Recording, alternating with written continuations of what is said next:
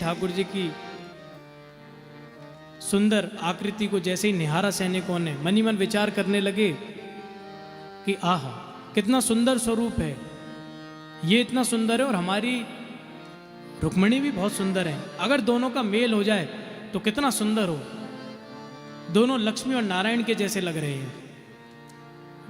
ठाकुर जी को जब तक सैनिक निहारते रह गए, इतने में तो ठाकुर जी ने रुक्मिणी मैया को पकड़कर रथ में बैठाया और दौड़ पड़े। जब तक इनको होश आया ठाकुर जी तो दूर निकल चुके थे। हल्ला हो गया, ले गयो ले गयो। रुक्मी दौड़ा रथ लेकर के पूरी सेना को। ठाकुर जी ने विचार किया कि देवी जी ने कहा था कि कोई भी नहीं होगा, यहां तो पूरी व्यवस्था की हुई है हमारी। लेकिन भगवान ने कहा कि हम क्षत्रिय हैं, तो क्षत्रियों का धर्म है कि भाई युद्ध में पीठ नहीं दिखा सकते। सो भगवान ने अपना रथ घुमा लिया, सामने पूरी सेना। इतने में पीछे से बलदाऊ चले आए। तो ठाकुर जी जो पत्र था ना वहीं छोड़ाए।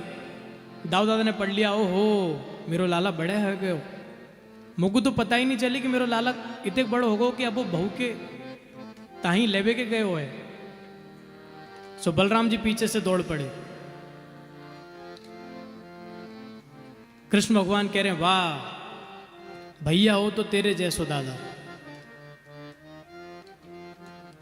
सो रुक्मिणी को बंदी बना लिया इन्होंने, रुक्मी को, और बंदी बना करके रुक्मी के आधे केस मोड़ दिए। दादा ने कहा कि देखो कृष्ण ऐसा है कि इनको मारो मत, इनका काम तो क्या है पड़ता रहेगा आगे भी, ये आते रहेंगे। सो उसको छोड़ दिया। इसने निश्चय किया कि जब तक हम अपना बदला नहीं ले लेंगे तब तक अपने नगर वापस नहीं लौटेंगे। सो उसने भोजकट नाम का नगर बसा करके वहीं बस गया। ये शिशुपाल जो था उसने विचार किया कि होने वाली पत्नी को कोई लेकर के चला गया, इससे ज्यादा अपमान और क्या होगा। इससे तो अच्छा कि हम भी प्राण त्याग दें। तो जैसे मरने के लिए जा रहा था तो जरासंध आ गया। जरासंध ने कहा, भाई क्या हो गया? बोले, अरे हमारा अपमान हो गया, हमारी होने वाली पत्नी को द्वारिकाधीश भगा करके ले गया। तो जरासंध ने कहा, बस इतनी सी बात?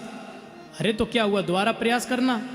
हम तो इससे 17 बार लड़े और हारे, और 18वीं बार ये रण छोड़ करके भाग गया और हम विजय हुए।